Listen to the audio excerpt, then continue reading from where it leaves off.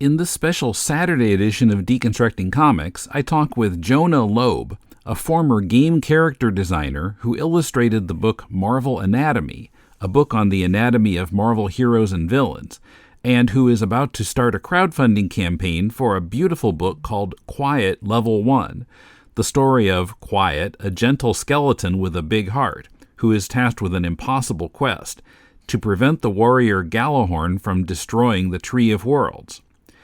As always, a reminder that you can support the podcast by pledging a few bucks a month at patreon.com/deconcomics. At $4 a month, you can hear our monthly podcast on Jim Starlin's Captain Marvel run. Or if you'd rather give a one-time donation, you can do so via PayPal by sending it to mail@deconstructingcomics.com. We appreciate your support. This is Tim, and this is Deconstructing Comics.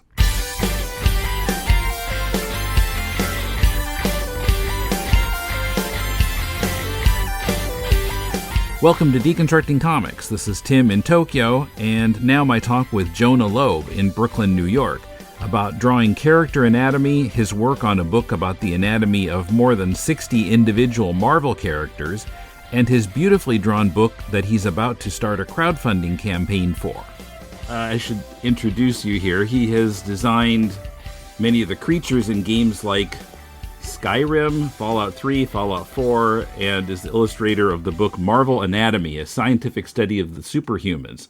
And he's just done an original graphic novel titled Quiet Level 1, which will launch on Kickstarter July 9th. He also runs Jonah Lobe YouTube channel, where he talks about all of this stuff and about art techniques. And I will ask you about the graphic novel, but let's start at the beginning. So, you actually answered this question before we started recording, but were you a comics reader growing up, or what did you read? So growing up, my parents did not really get me comic books or games for the most part. My mom was very against things with excessive violence, that sort of thing. But I managed to kind of work my way into her confidences by picking up ElfQuest at a young age. And that was kind of whimsical enough and fantastical and beautiful enough that I think she kind of allowed that. Then, of course, as I got more into middle school and that kind of thing, I started discovering titles like Johnny the Homicidal Maniac, which was obviously profoundly different from ElfQuest. And then I would be gifted kind of randomly comic books for birthdays and that kind of thing. And I remember one that made one of the biggest impressions was a book called Batman: Venom. And I thought it was going to be Batman versus Venom, which was so exciting. But of course, I didn't realize that how sacrimonious I was to have a crossover like that. But it was all about Batman basically becoming addicted to drugs. But it was truly actually spectacular. And it kind of changed my mind. It changed my outlook on what a comic could be. Suddenly it was much more mature, mature themes, scarier, sadder premise. And I started getting this sense of the range of things, from ElfQuest to Johnny the Homicidal Maniac to Spider-Man to Batman. I really started to get a feel for what the medium was capable of. And then I would say in high school, that's when I started discovering Masamune Shirow and Ghost in the Shell and that sort of thing. And that just fried my little mind completely. And then I fell off for a whole number of years, and I'm really only getting back into it now. And there's just, the sheer tonnage of things to catch up on is amazing and exhilarating. So what was the first paid art or design job you ever did? Oh man. I remember my cousins opening up a restaurant. My cousin is a head chef at a restaurant in Canada, and they paid me to do the logo. And they paid me actually, several $100s, and I was like, wow, like unbelievable, amazing. But I think that's where it started. And then I kind of picked up some odd jobs here and there doing concert posters in college and that sort of thing. And then it wasn't until after college that I really started actually earning a living. So I can't really ask game-related questions because I don't play games. Unless you want to talk about Atari 2600, I'd be conversant in that. But talk about the difference between making a game and making a comic. You think before we started recording, you were starting to talk about that. Yeah, the difference between comics and games is profound. And so when I was in games, my job was to create specifically characters, character art, whether that was monsters or weaponry or outfits and that sort of thing. And there's certainly, when it comes to things like composition, shape language, image structure, et cetera, these things are somewhat similar. But you're creating something that has composition relative to itself and not with relative to its environment. And I think what really made the difference for me, what really inspired this huge shift from 3D game assets, which, I was honestly very good at. By the time I left Bethesda and was working on these big games, it was something I could say I come close to mastering, but I wasn't. And when I say, by the way, mastering, I'm not saying I was a master. I just meant there's a certain pipeline that you follow. I knew it from head to toe. I didn't have much more to learn in that regard. Not that I wasn't improving and not that I wasn't getting great feedback from others. But you can only tell so much story by creating one isolated character. Obviously, the stories happen within the game itself, dynamically or in a structured setting. But either way, I did not have any say over those stories, only the look of these things. And I'm a storyteller. I really, so many of us consider ourselves storytellers. Of course, that's not an unusual thing. But I've been daydreaming since I was a little kid. This woman used to take care of me, joked that my favorite word in the world was, what? Because you would say something to me and I would just be lost and I'd have to come back to reality. And that's very similar to how it is now. And the ability to put things on a page, one image here, one image there, and create an inherent story between them and change the dynamics of that story with placement, with the addition or subtraction of value, with sizing, that kind of thing. There's so many things you can do that are similar, obviously in many ways to film, that sort of thing.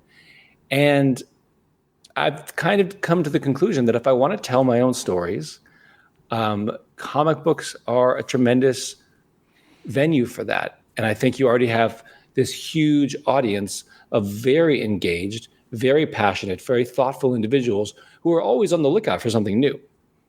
And so this was kind of how I made the transition. I kind of I'm still working with art for the most part. I'm getting to flex my writing muscles more, but ultimately it's the storytelling that does it for me. Mm-hmm. So how did you get the gig doing the Marvel Anatomy book? And tell us what that is for listeners who aren't familiar with it. Certainly. Marvel Anatomy it's called the Marvel Anatomy, a scientific study of the superhuman. It is a 230-page compendium with over 60 heroes and villains from the Marvel universe. And it is essentially Marvel's one and only biological fact book. And it shows how these characters that we know and love, have known for decades, do what they do.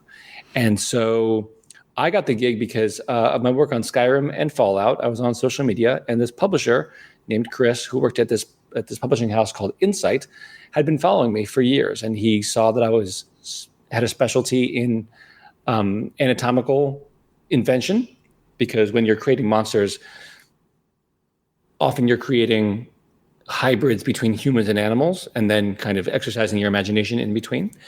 And he kind of reached out to me very randomly, and he had this idea. He had this book, and he'd already gotten the manuscript written by a great author named Mark Sumerak, who's been in the industry for a very long time, and it had been approved by Marvel, and all they needed was an illustrator. And I had never drawn a superhero in my life. But I realized immediately upon accepting the job, not even before accepting the job, I realized right away that if I were to take this job on, I'd have to get every single character right. Mm-hmm. Not just their look, but their personality and their feel. Because when you're talking about a pantheon of heroes and villains as expansive as Marvel's, and this is like over 60 heroes and villains, and that's still like the top third, all of them are someone's favorite, mm-hmm. And so you have to really get them right. And so I use Marvel Anatomy as this opportunity to delve into this world, down to my elbows, really understand these characters, hear about their backstory, and try my best to do them justice on the page. So the book takes the perspective of T'Challa, Black Panther, and essentially in amidst the secret invasion of the Skrulls, he is writing a dossier of information, physiological and anatomical information on all these heroes and villains so that they can correctly determine and figure out ways to determine who is who, and so they can catalog the various powers of these individuals to see how useful they will be in the fight against the shape-changing Skrulls.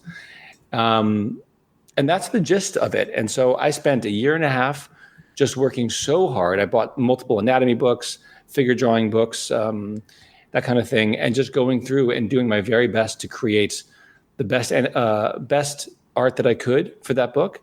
And I used kind of a Da Vinci-esque kind of worn paper background, kind of a pencil-looking tool for drawing, and then filled in with kind of lush color. And then once I was done, Mark and I spoke and we discussed what I was thinking as I was designing these visuals, because, the manuscript is one thing, but when you're creating visuals for that, you're inherently inventing new lore, right? Like you're inherently creating things that no one's ever seen before. And so then I would explain to him what I was thinking, and he would check in with Marvel to make sure that was okay. And then that would be then reflected back in the captions, et cetera. So we got to invent all kinds of fun things. For instance, Skrulls now, because of my art, actually have skulls that are segmented. Their bones are divided into little pieces that are connected by cartilage so that they can shape change at the bone level. And we even coined a term for that. I called that osteotectonics. And now that's just in Marvel's lore. Another thing is symbiotes, like Venom, for instance. I came up with some couple wacky ideas that were all accepted. For instance, symbiotes can breathe through their tongues. Of course, their skin is always permeable. They can breathe through any part of them. But a human host, needs lots of oxygen, especially when they're exerting themselves. And so essentially you have lots of little ventricles that run through the tongue directly into the mouth of the host. And you have these, basically they're the equivalent of scuba gear, and so I kind of just, because I was trying to figure out, like, well, why does Venom have this big toothy mouth with this tongue that's always flailing all around? And I thought, let's invent a reason. So the book is full of fun stuff like that. Yeah, and I saw a bit of your video about symbiotes and how you figured out, like, where is the human host inside there exactly? Like, where is Eddie Brock's head? We all want to know. Where did it go? And I didn't get a good look at it, but it looked like there was something about, like, where do Wolverine's retractable claws go? I don't know that anyone's ever explored that before. Yes, I definitely did my very best to explore it. And the problem with superhero anatomy is that it actually is not possible. Yeah. So, but my job as an artist was to make it look plausible. And so, or I guess in this case, you might call it plausible. My apologies to your viewers. I'm sorry, everybody. And so in the book, I do like a drawing of Wolverine with essentially 3 arms. And as he pushes forward with his arms, you get to see the claws move from a compact position inside the forearm and between the radius and ulna, and then splitting out and open as they move out. So yeah, and we also cover fun things like exactly on a step-by-step basis how adamantium was applied to his bones without, drowning all the pores in the bones and thus killing them, that kind of thing. Yeah. Okay. Now, how many characters are covered in the book? Over 60. Yeah. Okay. Still sounds like it's scratching the surface barely. It really is.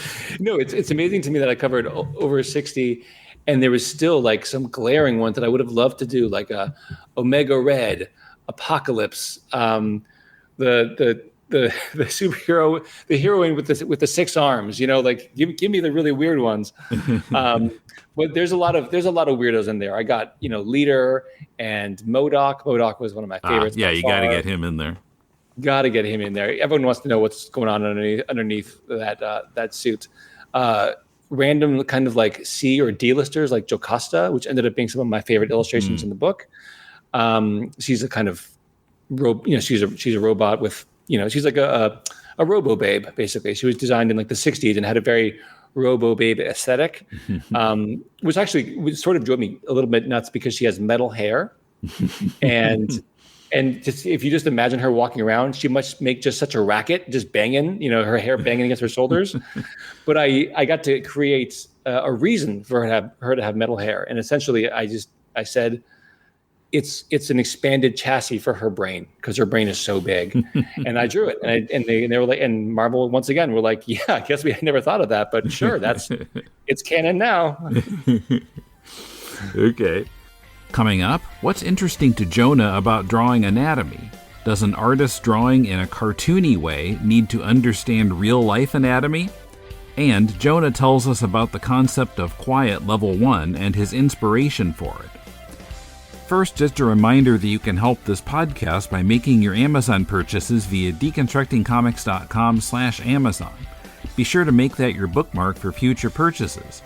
Our cut of the proceeds helps keep Deconstructing Comics afloat. We really appreciate your support. At To the Batpoles podcast, we look at the many sides of our favorite hero, Batman. For example, Encyclopedia Batman. It's the basic formula for escaping from the Siamese human knot. I just recalled it. Civic Responsibility Batman. Only a criminal would disguise himself as a licensed bonded guard, yet callously park in front of a fire hydrant. Impish Humor Batman. Look at him, Robin. That crooked bird's going crazy. And more. See if you can identify other sides of the Cape Crusader, and then join us at To the Batpoles podcast, available wherever podcasts are found or at tothebatpoles.libsyn.com. Batman has many sides, but can we trust him to save the day? You can be sure, if it's Batman. I noticed you had a lot of videos about drawing anatomy, not just superhuman anatomy, but anatomy in general. What's interesting to you about drawing anatomy? Yeah, good question. I've always been interested in people, monsters, and animals, really. I mean, what are monsters except for just people mixed with animals? And the older I get, the more appreciation I have for the human body and for all bodies. They're unbelievably intricate, unbelievably powerful things. And, my interests, especially when I was working in games and creating creatures, was primarily bones and muscle, how they interact, how they move together, and how you build new assortments of bone and muscle that look real. When I worked in Marvel Anatomy, I gained a complete new appreciation for brains, for nervous systems, for different organs of the body, for sections of the brain, for vocal cords, all these different aspects of the human body.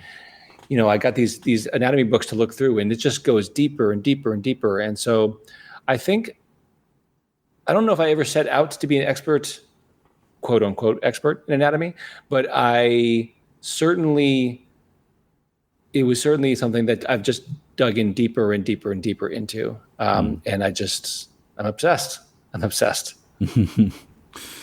Now, for an artist, is knowing anatomy only important for drawing realistic characters? Like, what if you're drawing something like Peanuts or Foxtrot? They have the kind of their own unique anatomy. So would knowing how to draw real anatomy help an artist doing something like that? Now, that is a good question. I would say in instances like that, anatomy would not matter as much as gesture. And so being able to sketch people, not in tracing their muscle and bone and trying to figure out how they are mechanically doing what they're doing, but how do you convey emotion and action in a body, even if it's got a completely bizarre shape, in a way that both transmits the function of what they're doing and the emotional undercurrent of what they're doing. Mm-hmm. I ran into I can never remember his name. Stepan Sejic. He's done the Sunstone series and other work like that. Incredible artist. I ran into him at New York Comic Con last year because I was doing some book signings for Marvel Anatomy. And I hung out at his table a little bit and chatted with him. And he told me 70% of human expression is in the shoulders, just like how the lift of it, the tilt of it, that kind of thing. And just him just saying that, I was like, wow, man, you just caught me up on like a year of art school. That's incredible. Shoulders are exactly, you don't have to get those anatomically correct to convey profound emotion with them. And so my answer to that is no, but a strong understanding of how people move is definitely preferable. Okay. So tell us about your graphic novel, Quiet: Level 1. Yeah. So this is a project that kind of crept up on me over the years. I certainly 6 years ago, I did not think I was going to be moving into comics, but that's when I started kind of dreaming up this character. He is, this is the medium of podcast, so I have to describe it visually. Quiet, they are a little 3.5-foot skeleton who with a big head and a round body and kind of big chunky little feet and hands. They are totally silent, and they're essentially a very sweet, heart-forward individual. They live in a fantasy world. Their world is called the Tree of Worlds. It's similar to Yggdrasil from Norse legend, but then you mix that idea of a tree of life with multiple levels where multiple gods and people and everything reside. And then if you take that into the video game sphere and look at those worlds as levels, which you have to climb to get to the top, to get to, where, in Norse mythology, where Odin might live or what have you. To get to the source, to get to the top, you have to move your way up the levels. And Quiet is on a mission to save the Tree of Life, save the Tree of Worlds from Galahorn, the barbarian, who's like an 8-foot tall, hulking human with an axe and armor and a huge cloak and, total Conan badass. And he's essentially unstoppable. And he has entered level 1, which is level 1 of the labyrinth, which is an underground labyrinth. So level 1 starts under the ground in the land of, well, I wouldn't say it's land of the dead because there are living things there, but generally nothing warm-blooded is truly permitted in level 1. But he's entered and he's on his way up and he's just carving a path through everything. So the story starts off with a bang and is uncertain how it happens. But in that same moment that Galahorn enters level 1 and begins his rampage to get up to the top of the tree, Quiet is also summoned. Quiet appears in this book stepping through a mirror backwards, which is to kind of hint that they did not necessarily intend to come here, but they're here now. And the crux of the conflict is essentially there is no chance that Quiet can beat Galahorn. He has no upper body strength. They're not fast. They're not very capable. They basically have smarts and curiosity and bravery. They're not afraid to get back up when they get knocked down. And this is the crux. And so the book takes place in level 1 of the labyrinth, and Quiet is in video game or Dungeons and Dragons parlance. Quiet is a level 1 character going up against a level 100 character. And it's the story of their journey. And so it's a very cute, whimsical, charming story that also happens to be very dark, more than a little bit violent, and teeming with monsters. So there's this very sweet juxtaposition there. And I should add that all of Quiet level 1, and that does not necessarily mean the series, but level 1 itself all takes place in black and white. So I have to ask, is Quiet non-binary? That's a great question. I know I stumbled a little bit there going back and forth. In my head when I began, it was a he. And as I started going, and as I started thinking much more deeply about who Quiet was, I began to realize that Quiet, being fundamentally outmatched, is an aspect of all of us where we realize, on any given Tuesday, that we are a nobody and that the world doesn't care about us, and that life, aka Galahorn, will tread all over you, and all you can do is get back up. And once I realized that there's a very powerful every person energy to Quiet, that Quiet had a capacity to connect with literally anyone, I began to think more of them as non-binary. They are a skeleton. They are, by definition, sexless and genderless. Yeah. Okay, or almost kind of actually a plural if it's representing sort of everybody, not just an individual.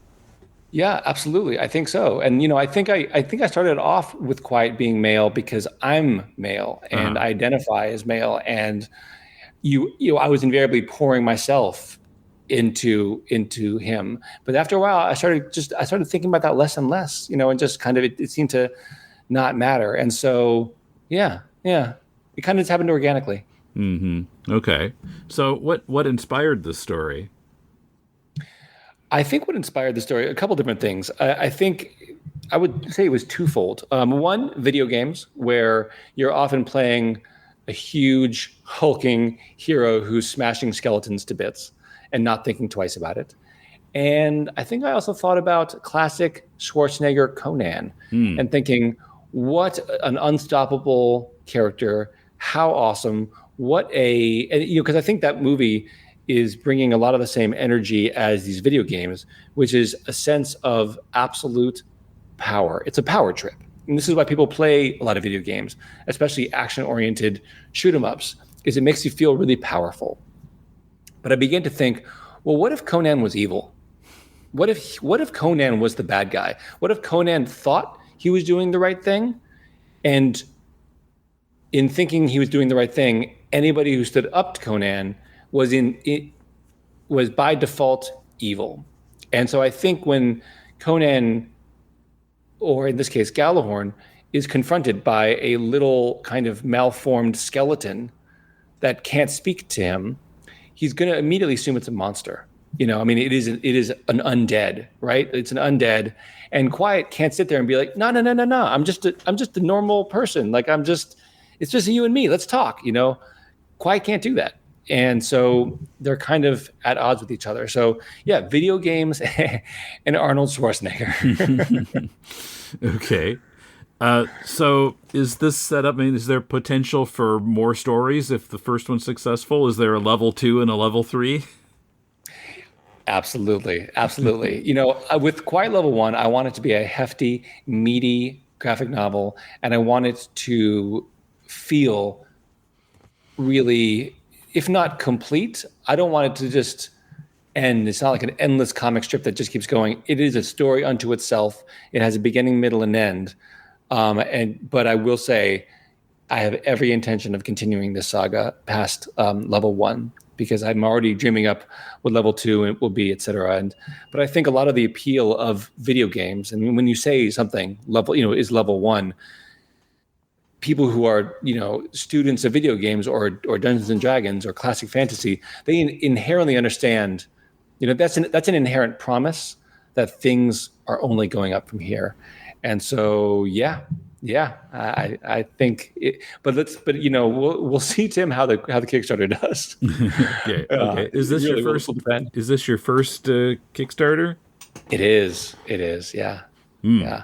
Okay. It is. It's so much work. It's so much work. Yeah. So what's the best advice you've received about running a Kickstarter? I think when it comes to practical advice, starting a newsletter. I think it's essentially I have been working really hard to become prominent on social media, on Instagram and YouTube, et cetera. Ultimately, though, I am at the whim of the algorithm. If I don't put in the right hashtags, if I don't post it at the right time of day, or if Instagram just didn't feel like it, they were clipping their toenails, I just don't get seen by vast swaths of my audience. If you have an email list, now you can contact people right in their inbox. Whether they open the email or not is still unknown, but you can't control that. But it's a really good way to build an audience of people. And I think in order to build something like this, you have to have a core audience of people who believe in you and who believe in the project. And yeah, that's the main thing I would think of. I would also, and this would go with project management of all kinds, I would aim for the smallest possible product that you can deliver. Now, this is very ironic coming from somebody who is creating a graphic novel. I'm fully cognizant of like the irony in this statement. But I really do try to think really hard about how do I give everyone as much as possible while really reducing my workload. Because I think that when it comes to something like a game or a comic book, you have something called like feature creep, where you want to add more features and you keep thinking that you're going to add these things. And then you start to believe that if you don't add these things, the project won't succeed because you didn't add them. I think having the fundamentally smallest kind of units of material is important. I think also being able to convey a great deal of simplicity in your storytelling. I was like, for instance, you just did a podcast about Berserk. You've done a couple, right? So Berserk, all you have to do is kind of like look at any given cover, and you kind of get almost an immediate sense of who's the main character, who's the who's the love interest, what's the threat, like that kind of thing. And you essentially lock down like a who, what, where, why, when in an instant. And so, I've written a novel before, not a graphic novel, a novel. I believe in it deeply. I love it with all my heart. And I don't think I can elevator pitch it because it's just too complex. It's too big, too many things going on, too much subtlety. It's just not pitchable to the average person. That isn't to say that I won't release it later and that it might not find success. But when I started thinking about Quiet, and I pictured Quiet on one side, Galahorn on the other, and in the middle, the Tree of Worlds. And you just see the Tree of Worlds with level 1, level 2, level 3, level 4. And then at the very top, there is the source of all things. And so you created 2 characters and a ladder. And now anyone gets it just by looking at it. So for anyone who's thinking of doing any kind of project, whether it's a writing project, a small video game, or in this case, most importantly, a comic book, start really simple and make sure that you can convey just the couple main characters and the setting and the plot really, really easily, and do what you have to do to boil that down to its bare essentials, because it's always easy to add meat. But if you don't have the bones, you're going to fall over. So what can people get for supporting the Kickstarter? Yeah, so the Kickstarter launches July 9th. For anybody who backs the project within the first 72 hours, they will be receiving a free sketchbook designed by me. There's a beautiful picture of the Tree of Worlds swirling with clouds, and in the foreground, Quiet and his best friend, a little caterpillar called the narrator worm, are looking out at the vista. So that's for anybody who backs it within the first 72 hours. They get that just for free, like in the package. There's digital versions of the book. There's a softcover version of the book. What's exclusive to Kickstarter will be the hardcover version of the book and this beautiful slipcase that I've been working on, which will have gold shimmering and all these fun things.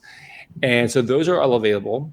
And I should also note that the hardcover itself will be about 20, 30 pages thicker, because it'll include concept art, explorations that I went through, some writing thought processes, as well as I'm currently hosting a Draw This in Your Style contest on social media.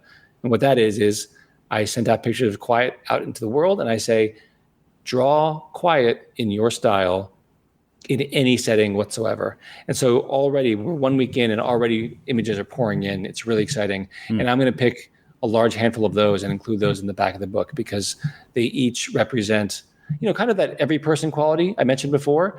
Everyone is projecting themselves into the character of Quiet in really beautiful ways. And yet everyone seems to understand that this is a world that is dark, but also whimsical. So that'll be in there. In addition to that, there will be pins, there will be stickers, there will be these little metal figurines. I can show you this now. Obviously, your audience cannot, but I sculpted these on the computer, and then they're being made in white brass. Okay, it's a little figure of Quiet, about what, 1.5 inches tall, maybe?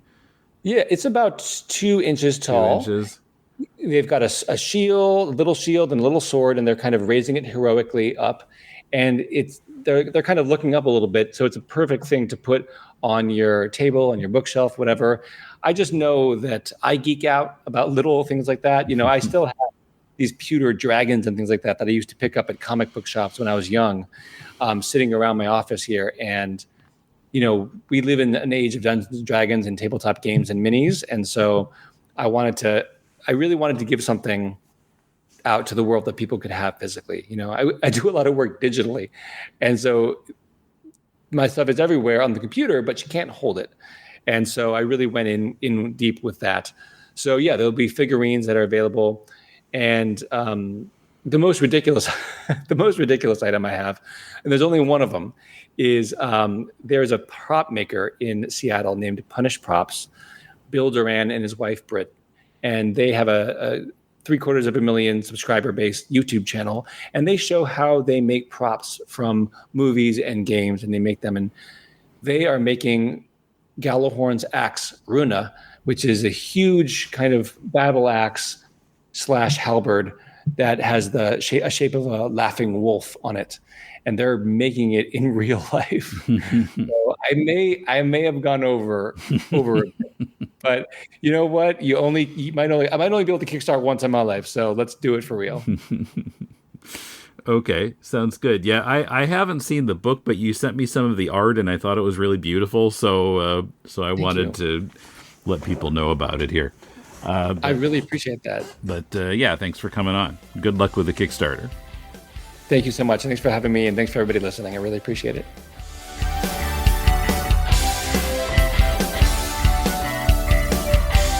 Check the show notes for links to Jonah's site, his Kickstarter, and an Amazon link to Marvel Anatomy, with illustrations by Jonah and writing by Mark Sumerak and Daniel Wallace. Thanks to our patrons for supporting Deconstructing Comics and our other podcasts. To join them, go to patreon.com/deconcomics. Patrons get access to podcasts about the early years of The Amazing Spider-Man, Jim Starlin's run on Captain Marvel, and more. At deconstructingcomics.com, you can connect to us on X, Facebook, or YouTube, follow the link to shop at Amazon to support the show, and find links to subscribe to the podcast. You can comment on any episode on our site, drop us a line at mail@deconstructingcomics.com, or talk to us. Click the Leave a Voicemail link on the left sidebar of our site. Are you making a comic? Send it to us and we'll do a Critiquing Comics episode about it. Our theme is by J.B. Anderton. On Wednesday, Kumar and I review Mitsuru Adachi's award-winning baseball manga Cross Game. Or is it just a baseball manga? We'll be discussing the first volume of the Omnibus edition in our next episode. Till then, this is Tim, and thanks for listening to Deconstructing Comics.